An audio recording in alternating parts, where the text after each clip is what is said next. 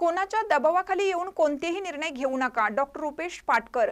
विद्यार्थ्यांनी शालेय जीवनात ध्येय निश्चित करून आत्मविश्वासाने सामोरे गेल्यास यश निश्चित मिळते. यासाठी अनावश्यक भीती बाळगण्याची गरज नाही, असे प्रतिपादन बांदा सावंतवाडी येथील प्रसिद्ध मानसोपचार तज्ञ डॉक्टर रुपेश पाटकर यांनी केलं. ते सैनिक टाकळी येथील श्री छत्रपती शिवाजी हायस्कूलमध्ये 1988 मधील माजी विद्यार्थ्यांच्या मार्फत आयोजित कार्यशाळेत कुमारवयीन मुला मुलीतील मानसिक बदल या विषयावर बोलत होते. ते पुढे म्हणाले, किशोरवयीन गटामध्ये मित्रांची संगत करताना चांगल्या गोष्टीची पारख केली पाहिजे.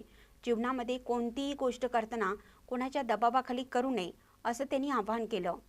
या महाराष्ट्र फाउंडेशन अमेरिका या संस्थेचा प्रतिष्ठेचा प्रबोधन समाज कार्यकर्ता पुरस्कार मिळाल्याबद्दल शाळेमार्फत मुख्याध्यापक विनोद पाटील यांच्या हस्ते पुष्पगुच्छ देऊन सत्कार करण्यात आला.